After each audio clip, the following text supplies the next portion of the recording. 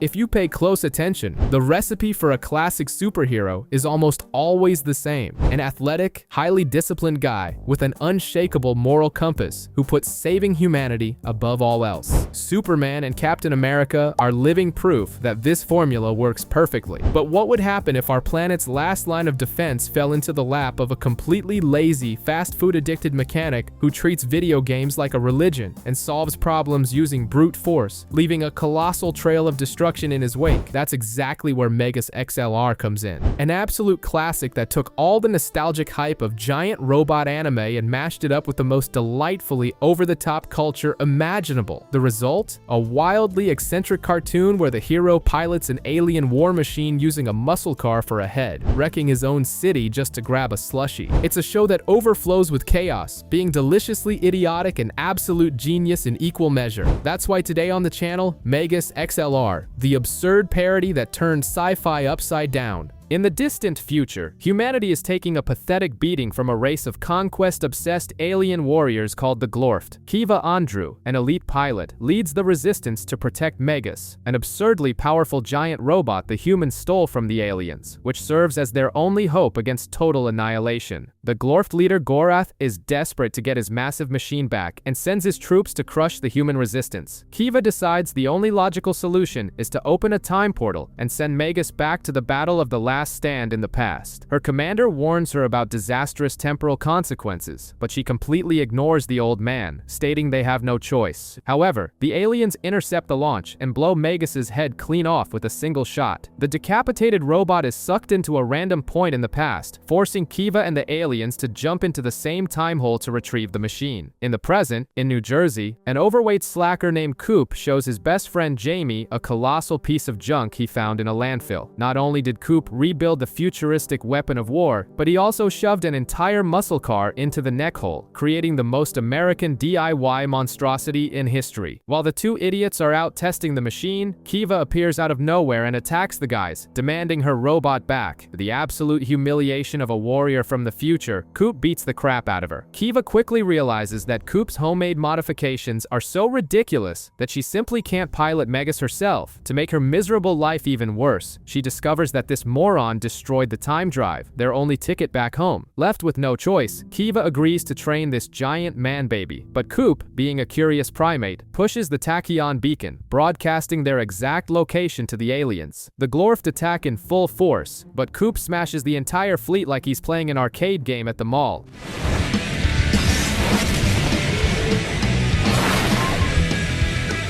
Foaming at the mouth, Gorath deploys a colossal UMD that finally puts Coop's robot in its place. But, at the exact moment the monster is about to land the fatal blow on Megas, a random satellite falls from outer space and crushes the enemy in an absurd display of plot convenience. Gorath flees, vowing revenge, and returns to his ship, where his assistant informs him that they are also trapped in the past. The alien decides he will capture Megas at any cost to use its time drive, completely unaware that the protagonist has already broken the damn thing. The dust settles on Earth as Coop passes the time stuffing greasy burgers into his face, leaving Kiva to bitterly regret every life choice that led to her being stuck in the past with this junk food eating primate. Coop is piloting Megas in an underground robot fighting championship, obliterating smaller machines while devouring gigantic fried chickens alongside Jamie and Kiva, laughing at the third-rate competition. A megalomaniacal fight promoter named Magnanimous watches this brutality on a screen and is absolutely fascinated by the machine's performance. Later, while Coop does maintenance on his giant toy and Jamie drools over a Space Amazons magazine, Kiva desperately tries to build a new time machine out of scrap parts. Magnanimous magically appears and invites the pilot to the Federation's Galactic Combat Tournament. Kiva is completely against leaving Earth unprotected, but Coop accepts the invitation instantly, dragging everyone to a massive space station. In the first round, Coop destroys a poor bastard named Supernova in a matter of seconds, while Jamie places aggressive bets on Megas to get filthy rich. At the same time, Magnanimous invites Kiva to scavenge his storage for tech parts. She manages to gather what she needs, but accidentally lets a part roll straight into a restricted area. When she tries to retrieve the object, security guards jump her, but she lays the smackdown down on all of them and begins to realize that the fight promoter has some shady schemes going on. Coop wins the second round with the exact same ease, prompting Magnanimous to show up in the locker room demanding he throw the third fight on purpose. Being a prideful guy, Coop tells him to go pound sand. When the bell rings, Magnanimous cheats by activating thick metal tentacles that grip Megas tightly, leaving Coop completely immobilized and open to the enemy's strikes. Kiva hacks into the system like a madwoman, disables the tentacle trap, and frees the robot, allowing Coop to win the round. Furious at their audacity, Magnanimous captures Kiva and Jamie, threatening to throw the duo into a quantum singularity if Coop doesn't throw the finals. However, the two manage to escape captivity and rush back inside Megas. With his support team reunited, Coop brutally annihilates every opponent in the arena all at once. Magnanimous completely loses it, hops into his own personal mech, and attacks Megas with deafening sonic blasts. Coop decides to fight fire with absolute desperation and activates the Jammer, the robot's sonic weapon, combining it with his absurdly tone-deaf singing. His voice is so horrendous that it overpowers Magnanimous's attack and causes severe structural damage to the entire station. Seizing the opening, Megas draws its massive glowing energy blade and pierces the enemy mech, cutting Magnanimous out of the machine and launching the villain straight into the black hole. Coop's robot grabs the championship belt and flees the crumbling station. Jamie immediately begs them to set course for the Space Amazon's planet, and Coop happily accepts the navigation route, firmly believing that a planet full of women is bound to have a giant food court for him to stuff his face. On a day so hot in New Jersey that the devil himself would cry "Uncle," our overweight protagonist decides to train at a junkyard. To test the space thrusters, Coop blasts off into the cosmic vacuum and immediately crashes into a prisoner transport ship carrying the infamous Regis. The vessel is piloted by two crab-headed aliens named Tolbit and Florkson, who enter a full-blown panic because the creature was supposed to be dumped into a black hole. But since incompetence is the rule in this universe, Tolbit decides to ignore the imminent danger because he's more interested in trying Earth's legendary refreshments. Back on the planet, Coop is stuck in a ridiculous traffic jam while piloting Megas. The trio argues about the frozen marvel known as Megaslush, and Kiva tries to ruin the mood by revealing that, in her future, humans just swallow rehydrating fluids from small packets. Jamie and Coop are disgusted by the idea of sucking down mystery liquids, but the peace is interrupted when Regis lands and starts breaking everything, reciting generic evil villain monologues to the sound of dramatic music. Ignoring the threat, Coop and Jamie start digging through the cushions of Megas looking for loose change, asking Kiva to use the robot's billion-dollar systems to calculate the total. Kiva, overflowing with sarcasm, intercepts a signal from the crabheads. Coop just wanted to wet his whistle with a slushie, but the monster commits the ultimate sin of destroying the first mega slush machine they find. I'm in all of them.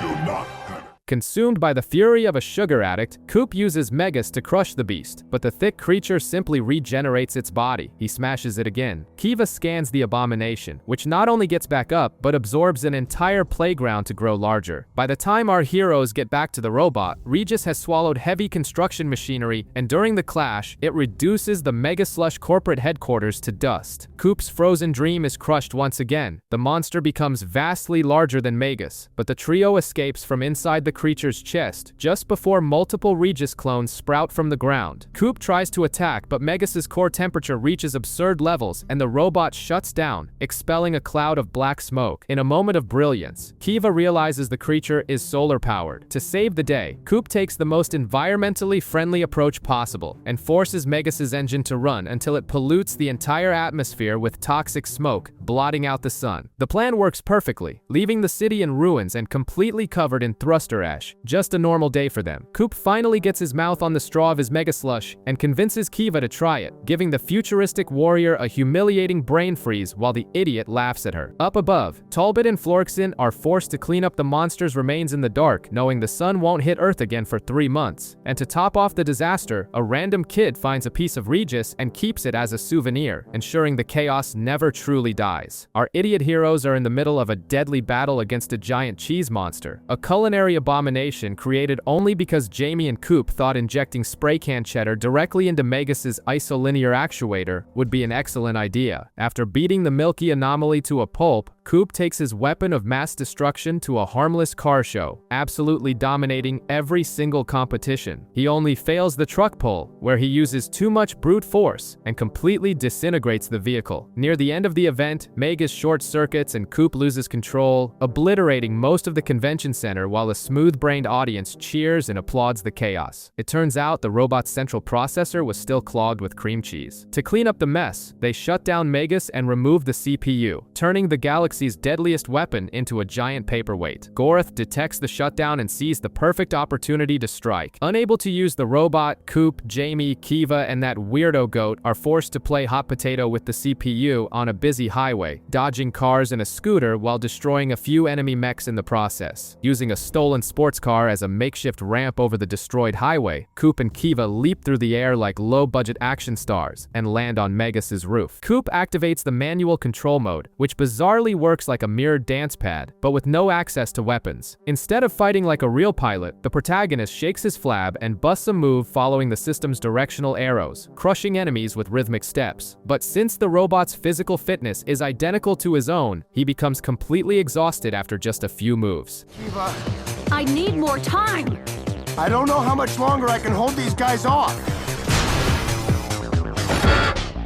Panting and unable to lift his own fat arms, Coop stands perfectly still as the glorfed mechs surround him. But then, with cavalry music blaring in the background, all the participants from the car show appear on the horizon and start running over and tripping up the legs of the remaining mechs. The pathetic sight renews Coop's energy, and he goes back to punching aliens while Kiva and Jamie restore the machine's normal functions. As soon as the system is fixed, the camera pans out to reveal several dozen new enemy mechs. Coop politely explains why he's pissed off before hitting the nitrous and slicing through absolutely everyone. Oddly enough, even with every mech being physically shredded, they somehow manage to cowardly retreat back into space. The only one left is Gorath, who demands a one-on-one showdown. Coop challenges the alien to a fatal game of chicken, accelerating head-on, but Jamie craps his pants at the last second and pulls Coop's steering wheel, making them lose the challenge. Gorath speeds right past them and crashes at max velocity into a New Jersey gunpowder and shrapnel factory. The colossal explosion vaporizes an entire city block, but the villain crawls out of the rubble without a single scratch, screaming to the heavens and vowing revenge. Back at the car show, the event trophy is awarded by unanimous vote to Kiva for supposedly fixing Megas. Even though she openly admits she didn't do anything useful, Coop tries to turn the robot back on, loses control in seconds, and levels whatever is left of the convention center, causing all the participants' cars to explode in a symphony of incompetence. Our favorite big guy Coop is supposedly training in space with Kiva and Jamie, which actually means driving Megas straight into an intergalactic minefield because brakes are for the weak. After crashing into everything in their path, they make a rough landing on a ring-shaped world, proving that Halo blatantly ripped this idea off. Kiva checks the radar and finds no signs of life, but they are soon attacked by a giant metallic bug. The redhead nerd realizes the bug is a mechanical life form, and suddenly the entire ring powers up, revealing itself to be the largest library in the universe. The database contains the complete encyclopedia on how to build a temporal remote control and screw the glorfed over once and for all. But the joy is short-lived when an entire convention of robotic cockroaches shows up. They hunt their prey via energy signatures, but the ring's power hides Megas from their sight. Out of nowhere, the robot completely shuts down. Kiva realizes one of the bugs got inside Megas to suck all its juice from the inside out. Kiva and that coward Jamie head down to the core to fix the damage, while Coop stays behind, uselessly keeping the pilot's seat warm. While Kiva beats the living daylights out of the smaller bugs, Jamie stands on the sidelines holding a baseball bat, proving just how incredibly useless he is. In a clumsy attempt to defend himself, he swings the bat and hits Kiva right in the head, knocking the girl out cold. A massive bug tries to devour the deadbeat, but Jamie somehow manages to trap the creature inside one of the robot's joints. He tells Coop to activate the Magnoflex, which is basically Megas flexing its massive metallic muscles, crushing the bug inside the joint. Kiva wakes up disoriented and Jamie lies through his teeth saying the roach hit her. With the core fixed, Megas gets its power back and Coop is ready for a fight, just as the colossal metal roach queen appears with her army. Everything was under control thanks to the ring's invisibility, invisibility cloak, until Coop's sausage-like hand accidentally launched a missile, shattering the protective shield and inviting everyone to the buffet. Getting massacred, Coop activates the Phoenix Blast, wiping the pests out of existence. Kiva celebrates that they can finally download the Time Machine PDF, but Coop bumps into one of the ring's towers, causing a catastrophic domino effect that blows up the entire intergalactic library. Congratulations, he just deleted the universe's Wikipedia. In the chaos of the escape, Jamie accidentally hits a button that plays the replay from the robot's internal circuit, showing in 4K resolution the exact moment he cracked Kiva's head open with the bat.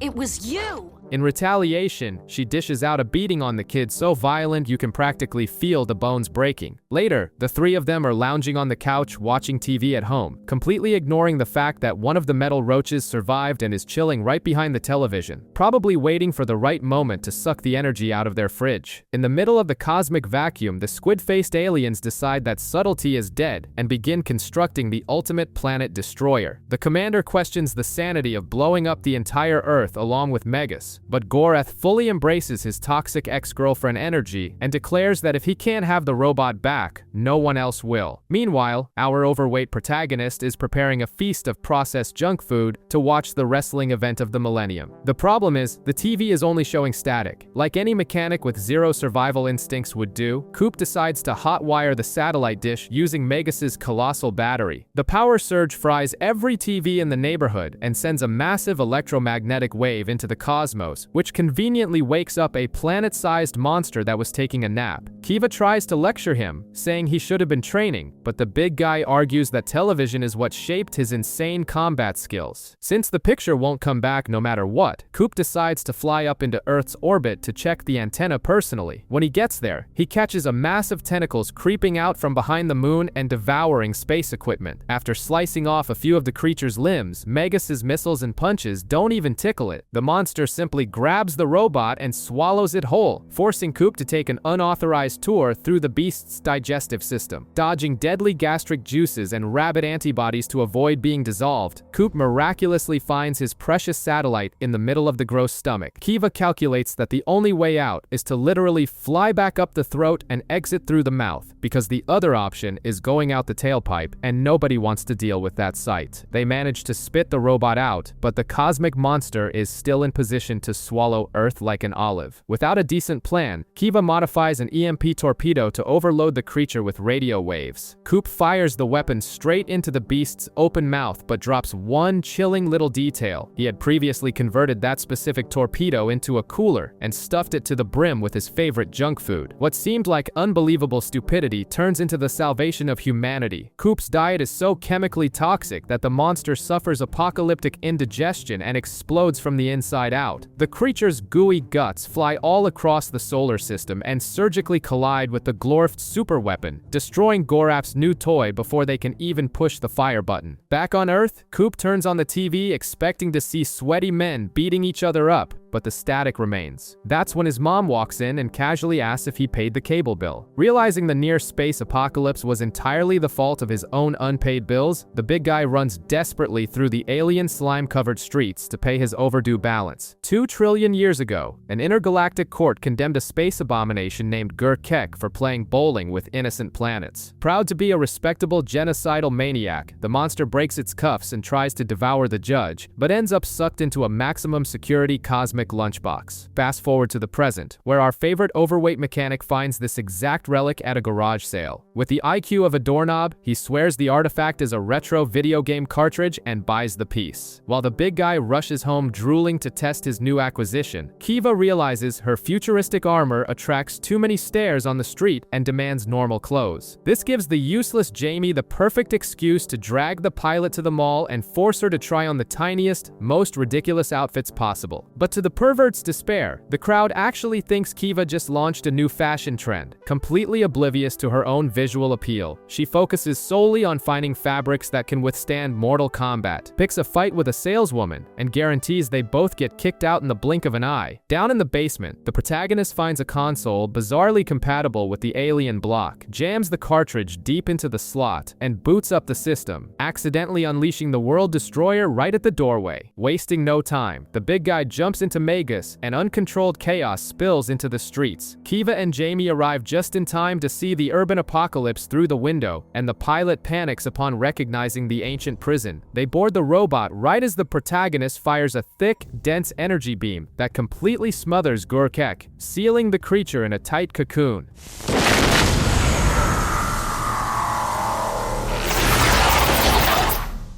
How you like that?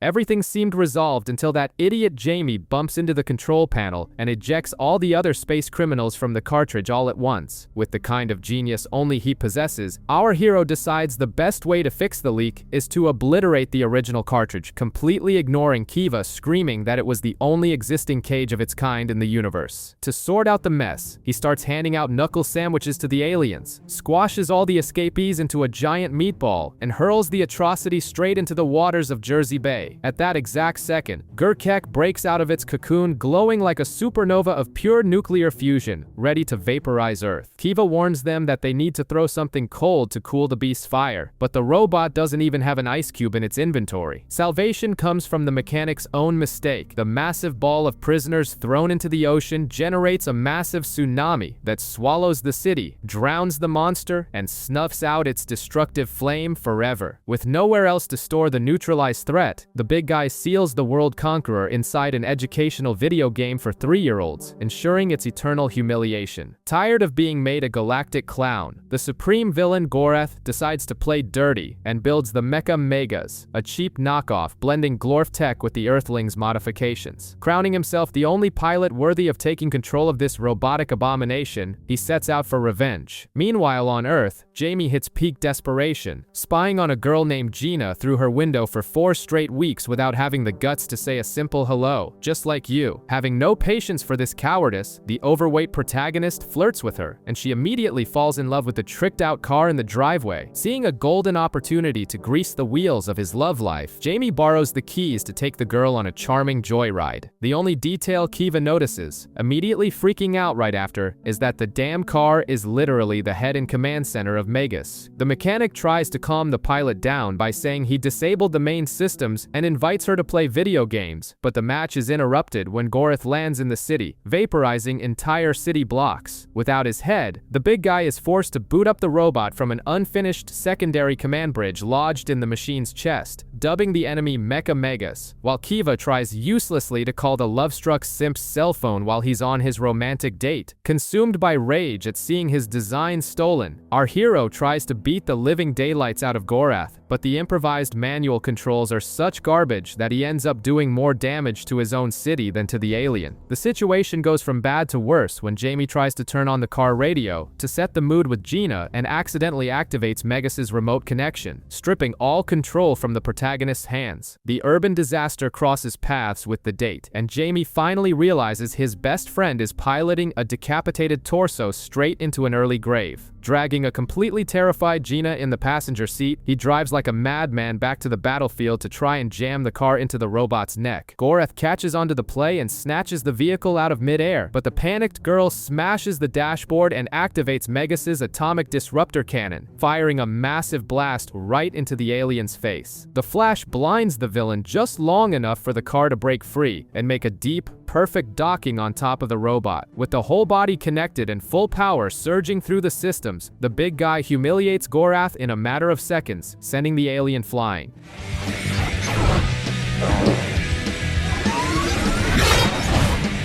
This is an operation!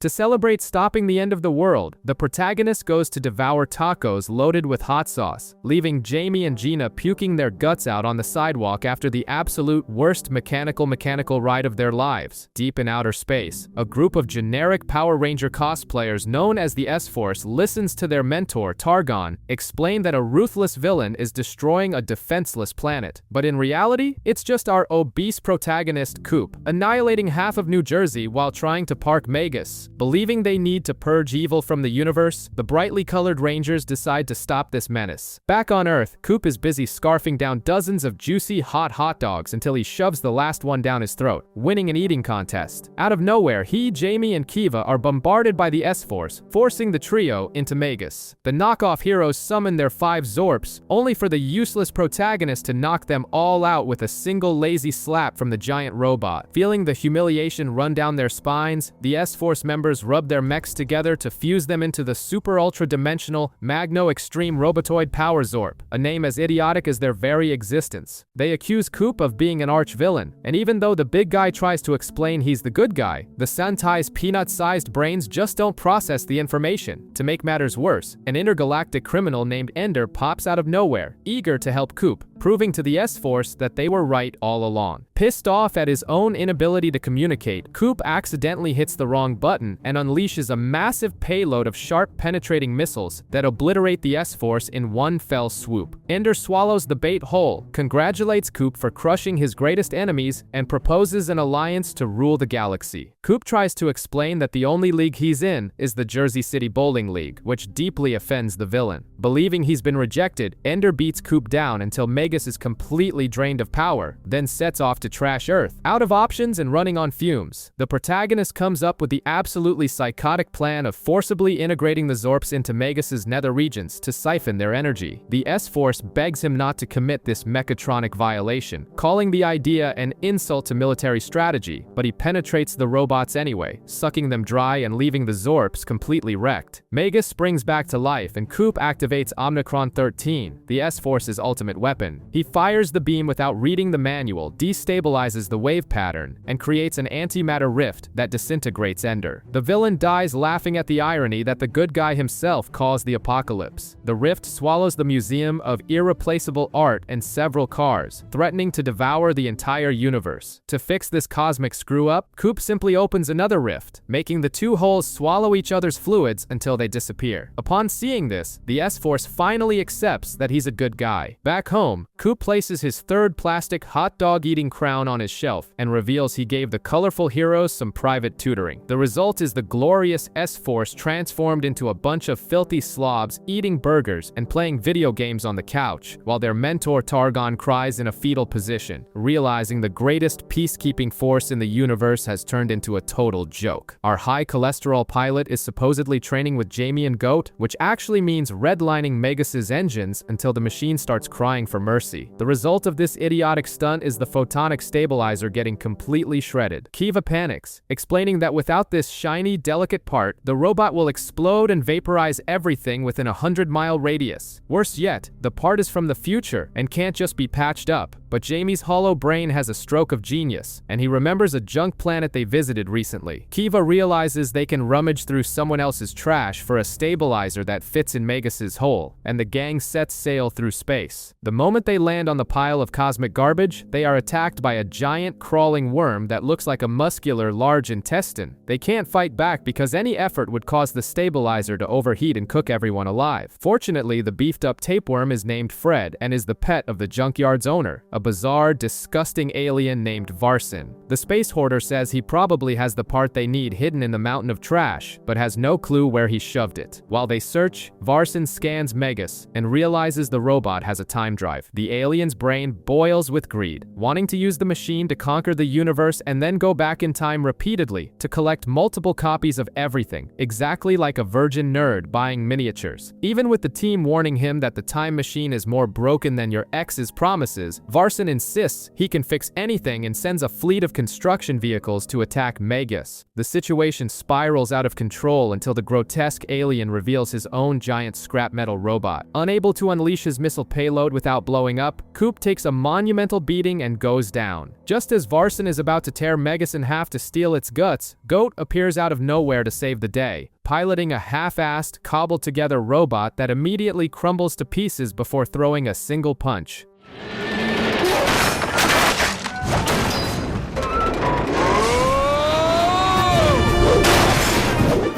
This mechanical humiliation serves as the perfect distraction for the big guy to find an opening. Coop punches Varson's robot with a fury, shoving his hand into the enemy's metallic chest and brutally ripping out its stabilizer. However, with the motor skills of a rabid badger, he tries to jam the new pin into Megas and breaks the damn thing. Jamie screams at him to duck, but Coop has the reflexes of a potato, reacts too late, and takes a punch right to the face. With the stabilizer about to reach critical temperature and melt the whole team, Coop works his amateur mechanic magic, stabilizes the core, and finishes Varson off with a devastating blow. The alien's junk robot, now missing its own vital part, collapses and detonates in a titanic explosion that turns the entire planet into stardust. As Megas flies away from the garbage holocaust, Coop proudly shows off his masterpiece, revealing that he prevented a thermonuclear apocalypse just by patching the stabilizer together with a whole lot of duct tape. Intergalactic bounty hunter Darklos arrives on Earth ready to cause absolute chaos, summoning a giant monster that she controls like a trained puppy to go toe-to-toe with Megas. But she's no match for our obese protagonist, who destroys the creature with humiliating ease, faster than you destroy your diet on a Saturday night. To celebrate the crushing victory, the group decides to binge on questionable carbs at the Speedy Mart, but the team's resident genius parks a building-sized battle mech right in front of a fire hydrant. The inevitable happens,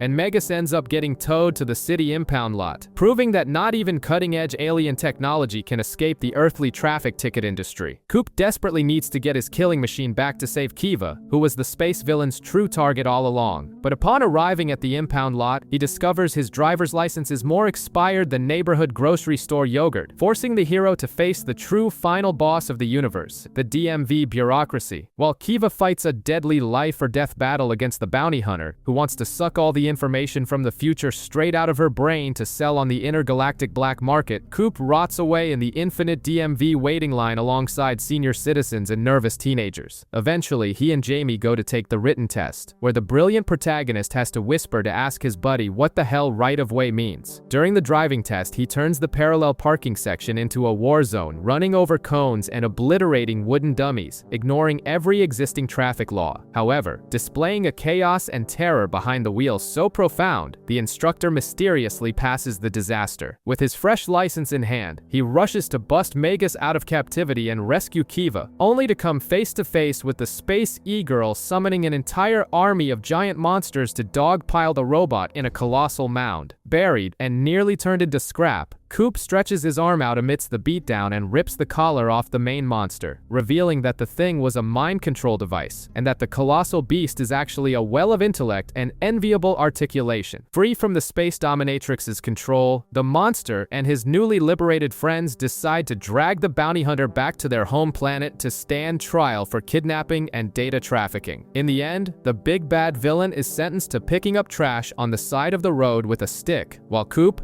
Jamie, and the giant monster amuse themselves by purposely throwing crumpled up paper balls at her, guaranteeing her complete humiliation. Desperate not to miss a mud and smoke-filled monster truck rally, our obese protagonist decides to skip traffic in the worst way possible. He ends up teleporting the group straight into the Halcyon worlds, a brutal empire of megalomaniacal robotic aliens. To make a great first impression, the robot's giant metal ass lands exactly on top of the species' most sacred treasure, the Flame of Azeroth, snuffing out the ancient relic instantly.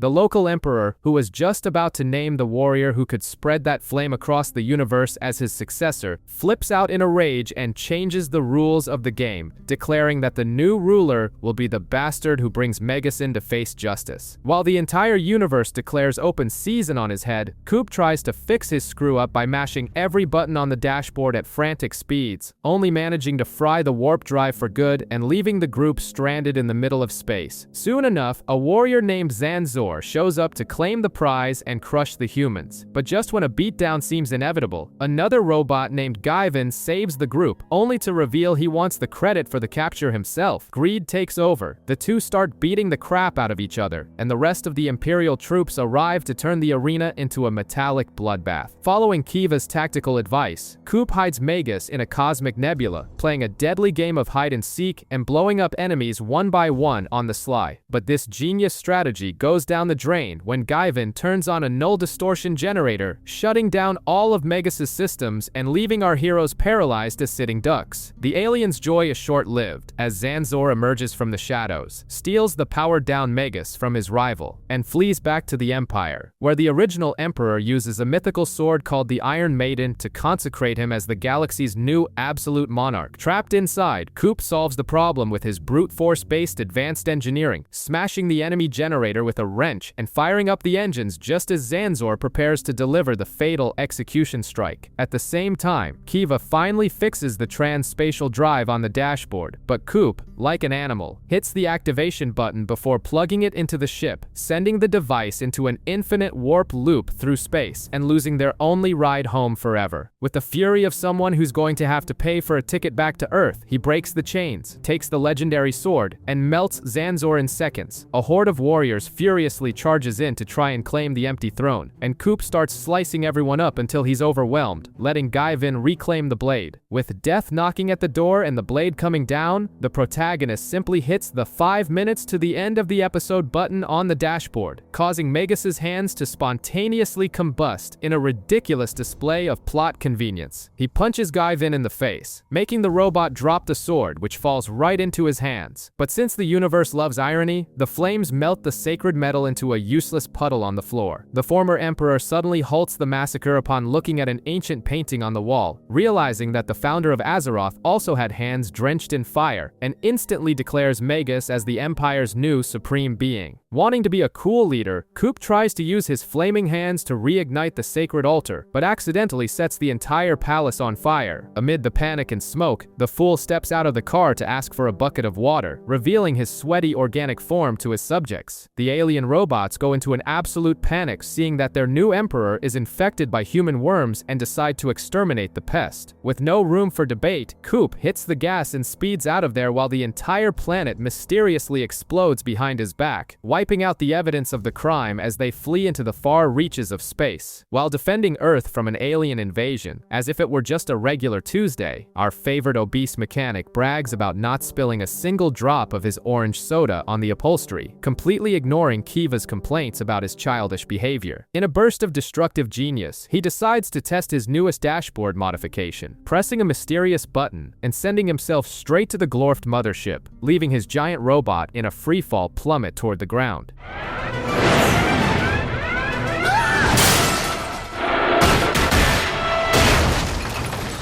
Without the magic touch of the fast food king, Kiva takes the wheel, but her elite pilot rank is absolutely useless on a dashboard made of video game controllers and arcade buttons. She manages to dodge alien fire for 3 seconds before causing a level of collateral damage that would make any insurance company weep blood, culminating in a magnificent crash where she rams Megus full force into the enemy ship. Inside the base, Gorath decides the best way to torture a fat American is to pull an extreme mukbang, devouring the prisoner's favorite meals right to his face to steal the secrets of time travel. But the mechanic's loyalty to his own hunger is unshakable. When Gorath gets the news that Megus has penetrated his ship, he orders the fleet to move its orbit to Earth, prepping to conquer the future. With Kiva and Jamie rotting in the brig, Gorath makes the amateur mistake of sitting in the passenger seat of the hovercar to force the activation of the time drive. Knowing the drive has been scrap metal for a long time, the pilot triggers the ejector seat, launching the squid leader into the ship's internal stratosphere, while accelerating to run over guards through the hallways. Meanwhile, in the cells, Jamie is crying his eyes out just like you on a Saturday night, complaining that his best friend spends more time saving the world than paying attention to him. Kiva interrupts the teenage drama by beating the crap out of the guards and freeing them both just in time for the flying taxi to arrive for the rescue. When the squid army surrounds the vehicle, Megus's head finally connects to its giant body, wiping the floor with enemy troops until losing its left arm in the chaos. Out of options, Gorath turns his entire ship into a colossal cannon designed to obliterate planet Earth. Desperate, the big guy smashes every button on the console at once and accidentally teleports his precious orange soda straight onto the enemy's command bridge. The sacred liquid spills over over the vital consoles, frying the generators and creating a massive singularity that swallows the entire ship. Magus escapes at the last millisecond, leaving Kiva's jaw on the floor as she realizes the greatest threat in the universe was defeated by an accident involving sugar and artificial coloring. With Magus undergoing some heavy bodywork at the junkyard, Jamie intensely studies an idiot's guide on how to pick up space babes, proving that reproductive desperation crosses galactic borders. Suddenly, a cosmic portal spits out a group of magical cadets dressed like cheap Sailor Moon cosplays, begging for the legendary warrior Coop to save their world from a giant fire monster. Smelling an opportunity, Jamie instantly steals his buddy's identity, pretending to be the muscular hero they're looking for. The girls swallow the lie easily and drag the imposter to their planet, shoving the poor bastard into an obsolete female mech and tossing him into the jungle to fight the colossal Kurdok. Without an ounce of talent or courage, Jamie panics, speeds in the opposite direction, and trips over his own despair near an active volcano. The crater's edge collapses, and the fire monster slips straight into the lava, allowing the coward to win the battle, using the ancient technique of pure, blind luck. Back in the city, which is protected by a giant glass dome, Jamie is treated like a Roman god, being hand-fed grapes while making up absurd stories where he's the alpha and his fat friend is just a useless doormat. The ego trip is brutally interrupted when the real Magus pilot falls from the sky, shattering the city's protective dome into 1,000 pieces. Thinking he was rescuing his friend from an alien kidnapping, believing the fat guy is the real mech thief, the cadets initiate a painfully long and unnecessary transformation sequence, turning into giant mecha versions of themselves to beat up the invader. While the real hero trades punches with the metallic magical girls and destroys the local scenery, Jamie can barely lift his rust bucket off the ground, getting accidentally flung by a stray punch in the exact same direction as the volcano.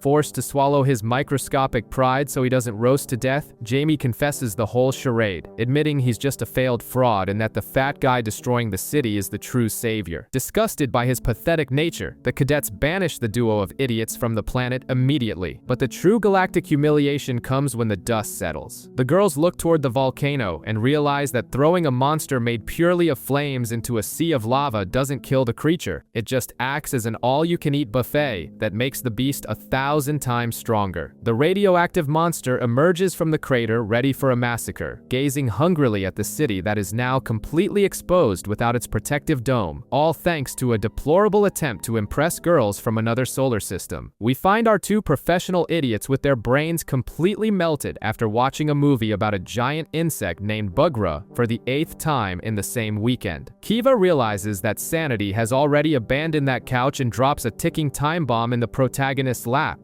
Today is Sunday, the sacred day to return the tape to the video store. Since this moron has already racked up 4 late fees on his mom's credit card just this month, he needs to shove that tape into the return slot by 5:30, or his precious membership will be banished to limbo. The protagonist shifts into gear and launches his colossal robot toward the video store like a fat man chasing the last slice of pizza. Except, right in the middle of the trip, he bumps into a pile of scrap metal named T-Bot, and none other than Magnanimous, that megalomaniacal villain who managed to escape the quantum singularity and return like a persistent hemorrhoid. The villain tries to force our big guy to defend his championship belt against the rookie, threatening to revoke the title if he chickens out. Wanting only to avoid the hassle and return the damn tape, Kiva suggests handing over the belt peacefully, but the protagonist's ego is bigger than his own belly. To force a brawl, Magnanimous summons a horde of scrapped robots to invade our hero's house and steal the prize. A massive beatdown breaks out,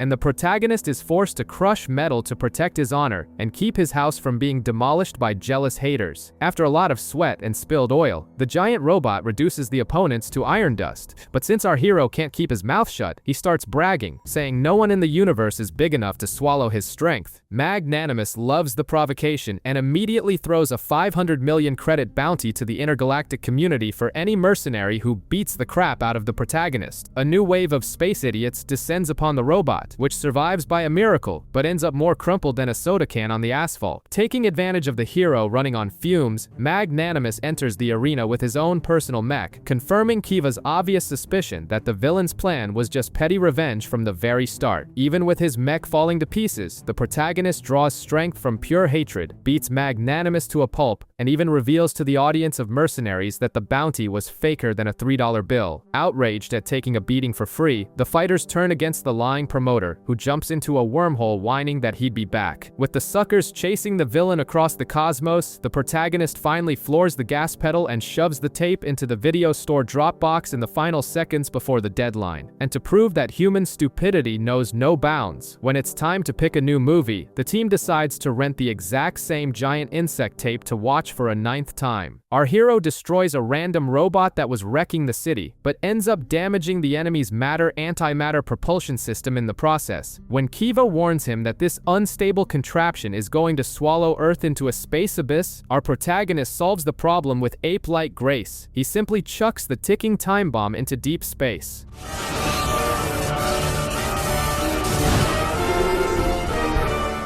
The Earth is saved, but the explosion tears a bizarre rift that spits Gorath's fleet right out of the absolute void, allowing the alien leader to announce his brand new revenge tour against humanity. Meanwhile, the real nightmare awaits our protagonist at home. His mom went to the mall and left him a little bonus, his younger cousin Skippy, an insufferable brat with the chaotic energy of 1,000 demons. Seeing that the kid is boring the entire crew to death with his "I hate being alive" attitude, the big guy decides to shove the kid into the giant mech and take him for a joyride to the moon. Except the kid is such a buzzkill that not even deadly orbital maneuvers can crack a smile on his face. Out of nowhere, they stumble upon a gigantic facility hidden beneath the lunar dust, and Kiva realizes the squid faces are back to be a pain in the ass. The protagonist decides to poke around the enemy base, and Skippy points out that the alien's new construction looks like a colossal engine. Gorath soon pops up on the big screen, overflowing with arrogance, and reveals his genius plan. Turn on this massive engine and transform the moon into an apocalyptic meteor to crush Earth like a bug. With the engine already pushing the moon toward imminent destruction, Kiva discovers that the main generator is locked behind a door more heavily armored than a bank vault. The only way in is through a narrow ventilation shaft. Skippy volunteers to crawl into the tight hole, but the protagonist tries to play the responsible adult and refuses, saying it's too dangerous for a kid. Immediately after saying that, his greasy fingers slip onto the eject button, firing his own cousin like a missile straight into the middle of the enemy base, right as an army of mechs surrounds our hero. While the robot drops the hammer on the alien troops, the brat miraculously survives and steals the engine's activation key. The protagonist rescues the kid and starts rubbing his success in Gorath's face, bragging about stealing the key. However, being the moron he is, he accidentally presses the button on the key mid-celebration, firing up the lunar engine at maximum power. To avoid being crushed to death by his own mistake, he blasts the engine's power generator, triggering a cataclysmic explosion that blows a massive chunk out of the moon and nearly obliterates Gorath's ship, forcing the aliens to tuck their tails and sneak away once again. Back on Earth, the brat brags to his mom about his space adventure and even asks to come back the next day, almost giving the protagonist a nervous breakdown. While Kiva watches the news broadcasting that the lunar explosion has permanently ruined the planet's climate and ecosystems, our hero ignores the end of the world, fires up the engines in the middle of a hurricane, and flies off to buy bubblegum, proving that priorities are everything in life. Our trio of intergalactic idiots is on their way to Las Vegas for a nerdy gaming convention, but since navigation isn't exactly a strong suit for someone with the IQ of a potato, they end up in the middle of nowhere. The only thing for miles is an abandoned gas station, and since our chubby protagonist has the patience of a colicky baby, he makes Megas kick a gas pump. This mechanical temper tantrum triggers a trapdoor, and the entire robot is swallowed into a secret underground facility. While the big guy tries and fails to rip the main doors open with brute force, his useless sidekick realizes they've just broken into Area 50, the government's low-budget version for hiding alien tech and bizarre monsters. Wandering the dark hallways like lab rats, they find a door with the name XLR engraved on it. But as soon as they open the cramped little room, a mysterious green robot lunges at them with murder in its eyes. The elite pilot warns him to keep his distance from this green freak, since the thing has the irritating ability to suck all of Megas's energy down to the very last drop. Plus, it splits into multiple pieces to dodge attacks. But mid-attack, the XLR's battery suffers from a premature energy discharge and starts glitching out. Not wanting to waste the trip, the green rust bucket locks Megas in the exact same tiny cell it had been trapped in. The pilot tells them they just need to wait for the enemy's power to die out completely. but our smooth-brained hero decides to open his mouth. He literally informs the killer robot that Las Vegas is the only place around bursting with electricity. With the Wreck-R marching to Vegas to binge on energy, Magus tries to bust out of the cell. As soon as he breaks the first door, multiple doors pop up in its place, just to humiliate the big guy.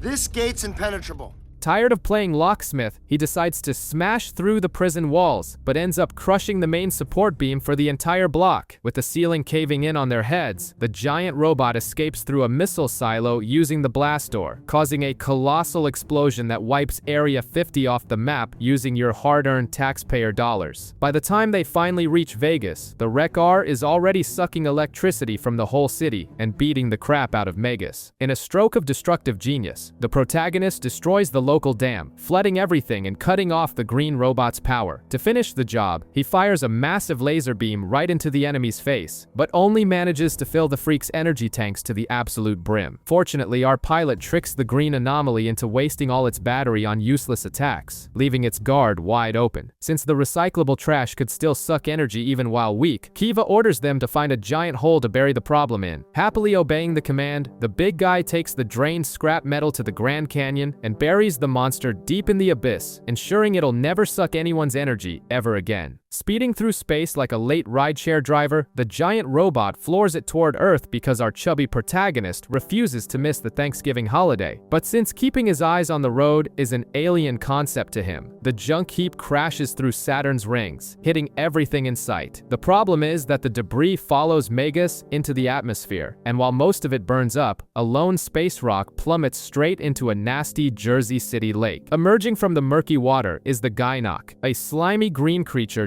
desperate for a piping hot heat source so it can grow and spread its spores across the entire galaxy. At the protagonist's house, the two slackers explain the spirit of the holiday to the elite pilot while shoving food down their throats. After stuffing their faces with the feast, the useless trio decides to use Magus as VIP seating to watch the city parade. However, as they walk, the giant metal foot stomps on the green slime that was trying to absorb heat from the asphalt. Taking that stomp as a threat to its miserable survival, the green beast possesses a giant parade balloon shaped like an adorable aardvark. The slime disguised as a balloon goes on the offensive in the middle of the event, but our clueless big guy thinks it's just a TV prank trying to milk ratings out of him. It isn't until the pilot scans the flying freak and discovers it's an alien botanical plague that he decides to take the fight seriously. He tries to pummel the monster's face in, but the slime's elastic skin makes the attacks bounce right off like a rubber ball. In a rare burst of intelligence, he whips out a newly installed freeze ray and turns the monster into a giant popsicle, shattering the creature with one well-placed punch. However, the remains ooze straight into the city sewers, where the stinking heat is more than enough for the slime to piece itself back together. Returning to the main street, the plague absorbs the shapes of several other parade balloons, assembling a ridiculous inflatable army to torment the mech. The protagonist tries slicing the flying balloons with cutting blades, but the absurd healing factor patches the holes before they can even deflate. Controlling multiple bodies and putting a serious beating on Magus, the alien assumes the form of a massive tree right in the middle of the street. Deducing that the creature has an insatiable appetite for heat, our pilot decides to give it exactly what it wants. He cranks the robot's flamethrower to the max and blasts its hot, thick fire straight into the monster's face. The slime can't handle the pressure of swallowing that much heat, overinflates past its limit, and explodes, scattering balloon guts everywhere.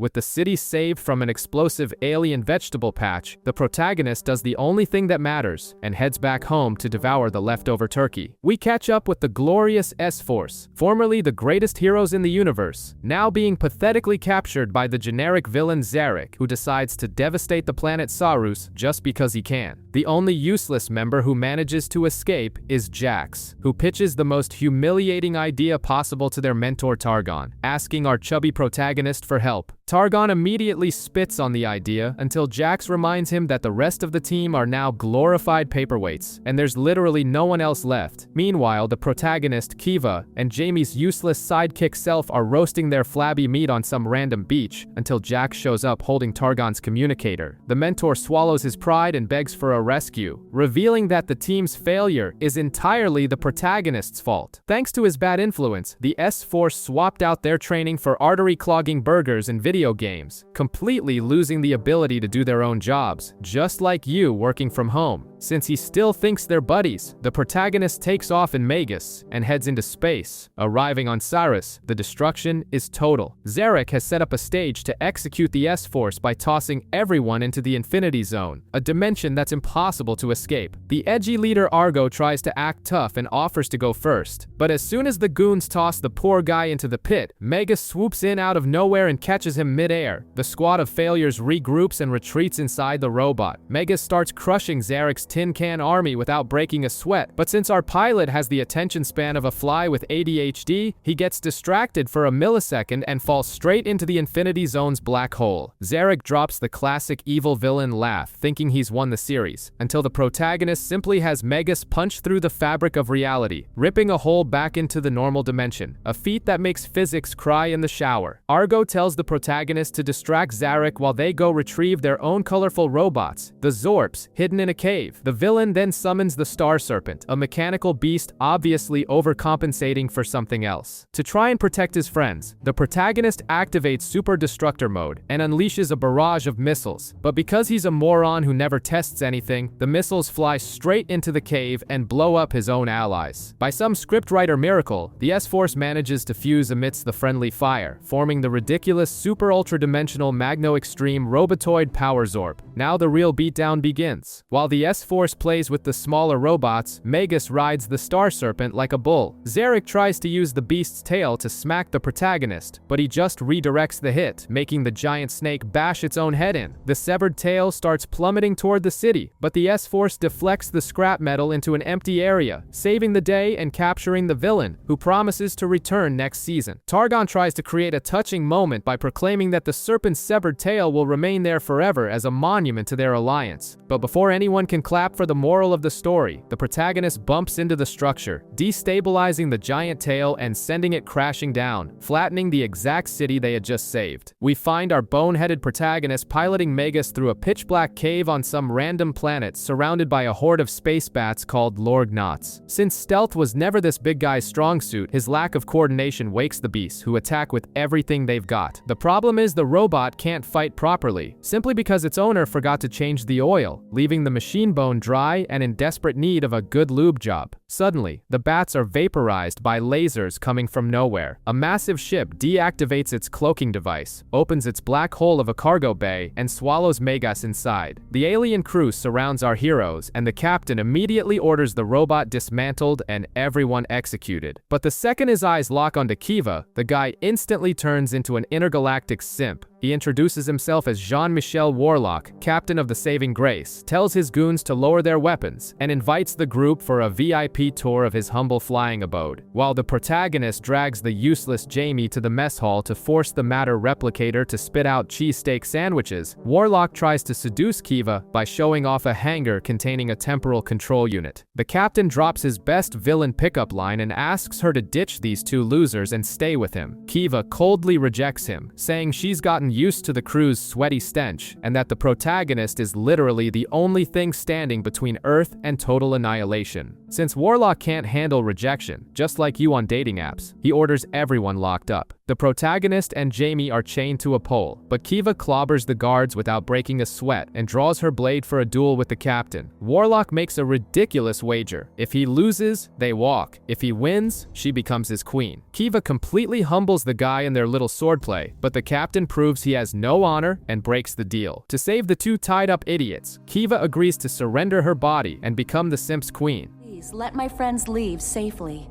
and I'll stay without any objection. Huh?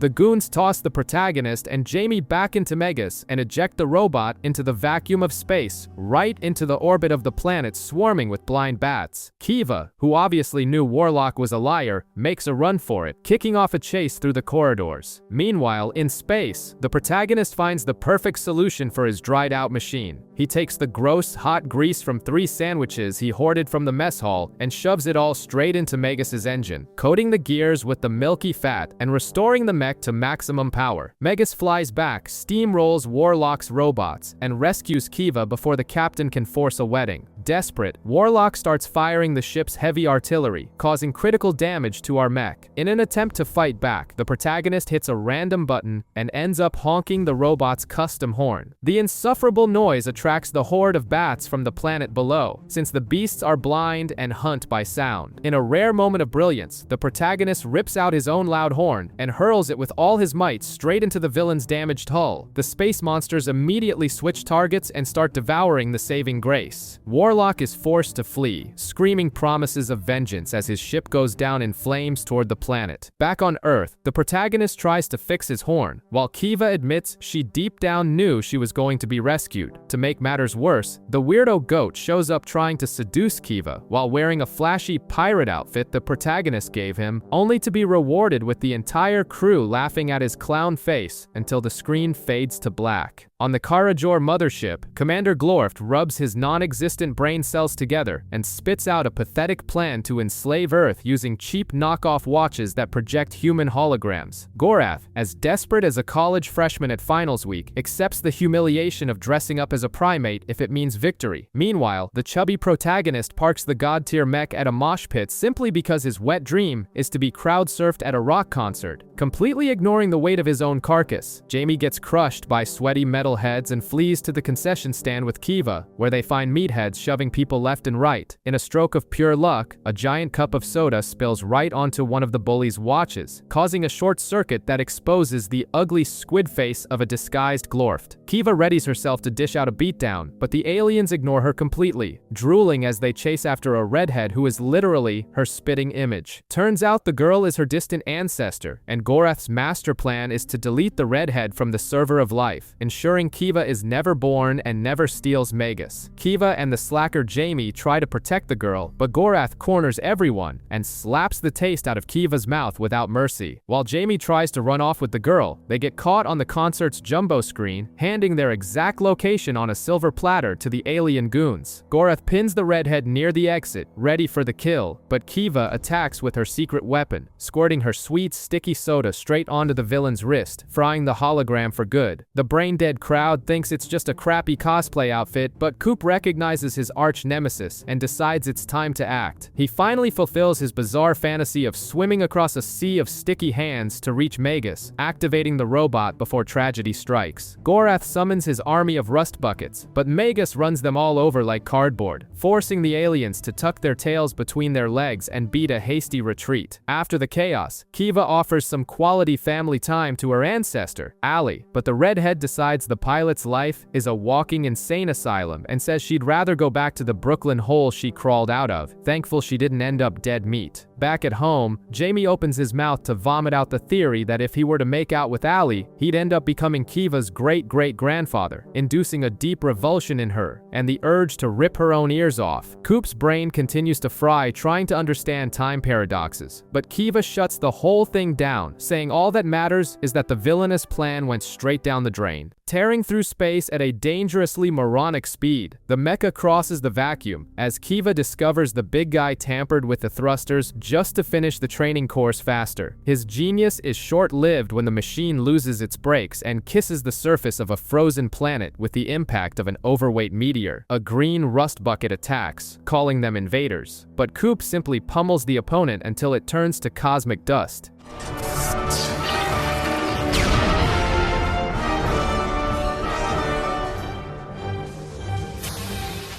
out of nowhere, alien monkeys start throwing ice spears at the windshield. Coop tries to use his few social brain cells to calm the tribe down, until Chief Ator reveals that the green robot they just dismantled was the planet's sacred guardian. Turns out, a race of water-sucking machines called Cerelians destroyed their own ecosystem and now want to devour the ape planet's ice, and the Guardian, a repentant traitor from the enemy faction, was their only remaining defense. Bravo on the diplomacy. Feeling a microscopic weight on his conscience, Coop agrees to become the village's bouncer. The leader of the evil machines finds out the Guardian kicked the bucket and orders his troops to scatter markers around the settlement to melt everything with a giant laser. Coop rushes to get into the mecha, but the door is completely frozen shut, and when he tries to forcefully jam the key in, the metal snaps in half. With no other option, he simply smashes the glass window to squeeze through the hole and activate the controls. But the suffering doesn't end there, because the windshield is blinder than you trying to read without glasses, and Coop has to vigorously scrub the glass while trying to stop the village from turning into monkey soup. With his vision finally cleared, Kiva orders the protagonist to rip the laser marker out of the city. The enemy leader tries to intercept them with his scrap metal squad, but Coop crushes the poor bastards and grabs the lethal device. The problem is that the laser extraction has already begun, so in a bizarre lapse of tactical intelligence, Coop hurls the marker straight at the Cerelian's homeworld. The colossal weapon instantly changes targets and vaporizes the machine world, sending the debris flying straight into the main ship and annihilating everyone on board in a glorious rain of fire and metal. The ice planet was saved from the invasion, but the protagonist's explosive actions transformed the entire ecosystem into a flooded tropical paradise of liquid water. While the snow monkeys start melting down, trying to understand what the hell just happened to their home, our hero simply fires up the engines and pieces out into space, leaving the survivors to deal with the irrevocable climate catastrophe he just created. Our overweight and reckless mechanic decides the robot's sound system needs to shake the soul, so he wires the speakers directly into the quantum engine. This brilliant idea obviously tears the fabric of reality, sucking Magus through a wormhole and spitting the gang out on a planet in the absolute boondocks of the universe. A giant robot soon approaches, and as Coop gets ready to beat the rust bucket to a pulp, the guy just waves like a friendly neighbor watering the plants. Looking for a route back home, Coop finds an entire garden of peaceful robots who have absolutely no memory of anything. When he points out that one of the metal guys has jets on its back, the robot fires up its thrusters and flies, only to be immediately gunned down from the sky by a squad of armed guards, proving that gravity and local security show no mercy to the curious. Coop tries to pick a fight, but Magus takes an electromagnetic pulse shock so violent that the system shuts down on the spot. The guards tow our useless protagonist to a facility run by Clar, a guy who confuses the racing number painted on Magus with an inmate ID. He tosses the robot into the brainwashing line right next to Robot 32, an inmate who gets his brain wiped as often as you clear your browser history. Clar tries to force the obedience code into Magus, but the process fails miserably because you can't hack the AI of a robot operated by the greasy hands of a human. Realizing the organic infection is ruining his work, the warden throws the entire crew onto a conveyor belt, heading straight for a giant shredder. In the final second of pure desperation, Kiva jump-starts the engine. Magus wakes up, and Coop turns the meat grinder into scrap metal. The desperate warden raises a colossal satellite dish and uses the signal to mind control the robots, turning the garden crew into human shields.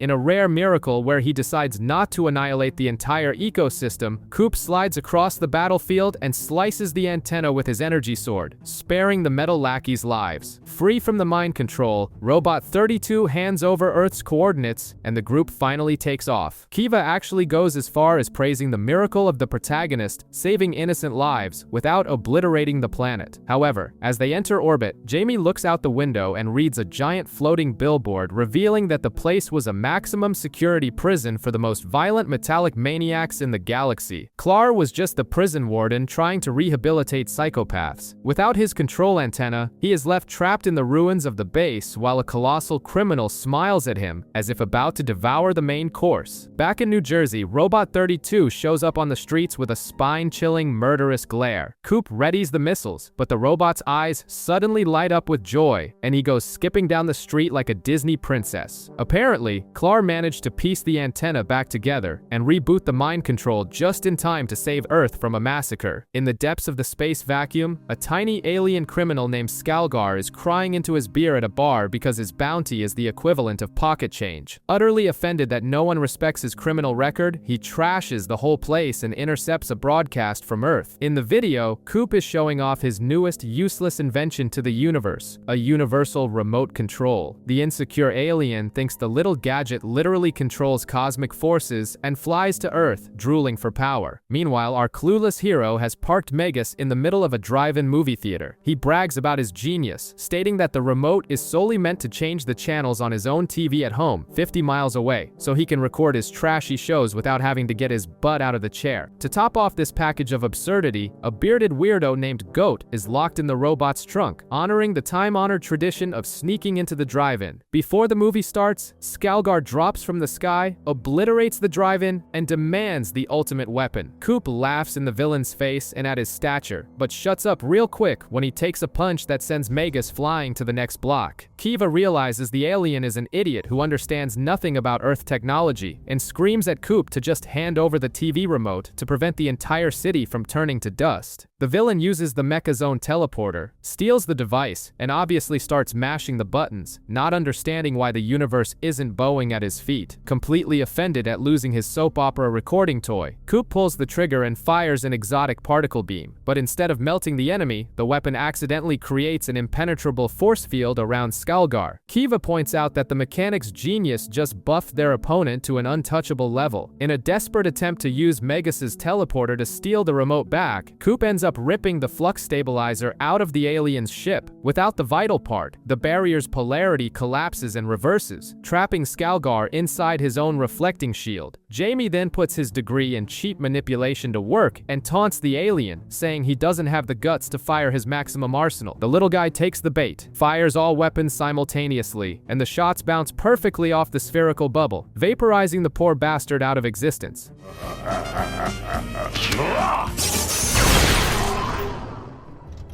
Yes. The threat is over, the city is in ruins, the beloved universal remote is reduced to ashes, and Coop has the audacity to remember he forgot to put the VHS tape in the VCR back home anyway. As the chaos settles down, Goat keeps pounding on the metal of the dark trunk, screaming desperately to find out what time the movie is going to start. The Glorfed Giganerds have just installed a massive spinning planetary drill into the ground, ready to plunge their lasers deep until they hit Earth's core. To stop this lethal drilling, Kiva ditches the comfort of the giant robot's leather seat to do the dirty work of manual sabotage, dragging a useless Jamie along just so she has someone to hold the panel lid open. While the duo sweats it out, our overweight protagonist is dying of boredom defending the perimeter and decides to test out different controls on the dashboard like someone switching browser tabs, until he finds a super tacky golden controller that shines brighter than the future you don't have. Gorath gets pissed at the disrespect and decides to throw down personally, piloting his own custom mech. The brawl is fierce, but our lazy mechanic inputs the famous Konami code into the controller and instead of getting 30 lives, rips the fabric of reality, sucking them both into a chaotic alternate dimension. They keep trying to kill each other in a post-apocalyptic wasteland where diplomacy is off the table. Gorath plays dirty, draws a giant blade, and brutally chops off a huge chunk of Megas's leg. Coop tries to take the moral high ground, blaming the squid face for destroying the entire city, but the villain throws it in his face that his plan was to blow up the entire globe, so this urban mess can only be the work of the clumsy big guy himself. In the middle of their violent iron embrace, some random mechs pop up, shooting indiscriminately at both of them. A generic human orders the two monsters to surrender. Gorath is outraged at taking orders from tiny primates and goes on the offensive. Coop flattens the tin soldiers and knocks Gorath himself onto the asphalt, only for both of them to ironically be captured right after and dragged to the Karajor, the humans' flying military base. Thrown into the dungeons, the alternate version of Jamie shows up looking totally edgy, giving off serious industrial metal fan vibes. The myopic idiot thinks the prisoners are allies from his dimension and starts blabbering about the bloody war he's waging against this universe's Coop. Our dumb protagonist automatically assumes Jamie turned into the big bad, until the emo kid mentions that Kiva would destroy the guards and easily escape from there. Gorath hears the tip, channels his inner escape artist, and simply busts out of the cell on pure hatred. They sweep the base space until they find their impounded robots, but the genius Coop accidentally strokes a shiny tracking button, attracting not only edgy Jamie's goons, but a massive army of generic white robots. The base starts collapsing on top of everyone like a cheap house of cards. Coop saves the alternate Jamie from being crushed by a giant pillar, but the kid keeps snarling at him. Confused about who the hell is the bad guy in this story, our hero finally gets a brutal reality check when the alternate Kiva appears on a big screen, revealing that the true apocalyptic dictator responsible for ruining that world is Coop himself.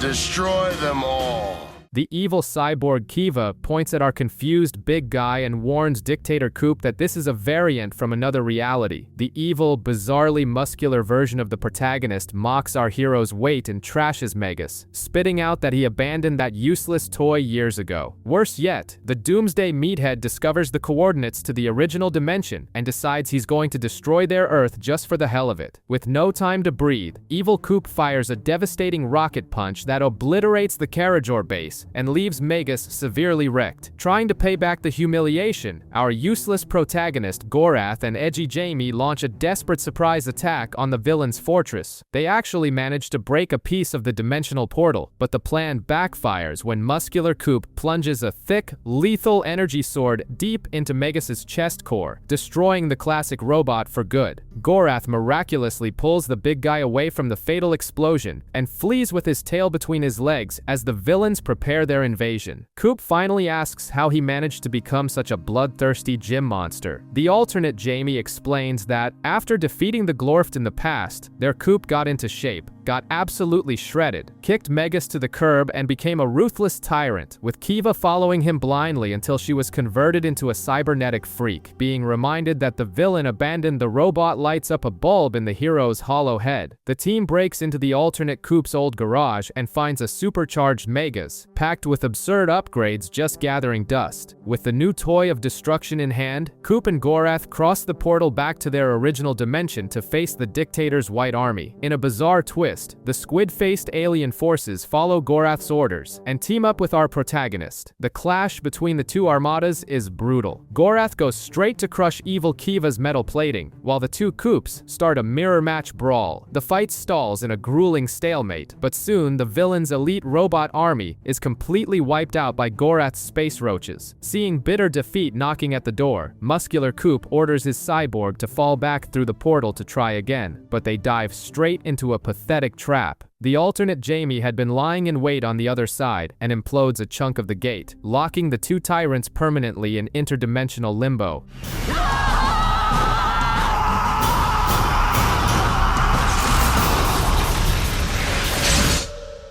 With victory secured, the Glorft troops aim their heavy weapons at Megas, but Gorath raises his hand and genuinely seems to want to be Coop's new best friend. However, proving he is an absolute disaster, our mechanic trips on a pipe and falls hard onto the core destructor, which fires and vaporizes a huge chunk of the alien's fleet in the blink of an eye. The friendship lasts exactly 2 seconds before Gorath completely loses his mind and swears to come back and tear the protagonist in half. Later, Coop tries to tell his Jamie and Kiva about this interdimensional insanity, but the two ignore the story exactly like you ignore your overdue bills, leaving the hero happily testing out the insane new features of his stolen Megas. And to crown the ultimate humiliation, the two jacked dictators end up falling into the LURPS dimension. A seemingly cute little creature tries to hug them, gets stomped by the evil mech, but retaliates by slamming the giant robot to the ground and opening a monstrous mouth full of teeth and carnivorous plants, ready to swallow the meathead jerks once and for all.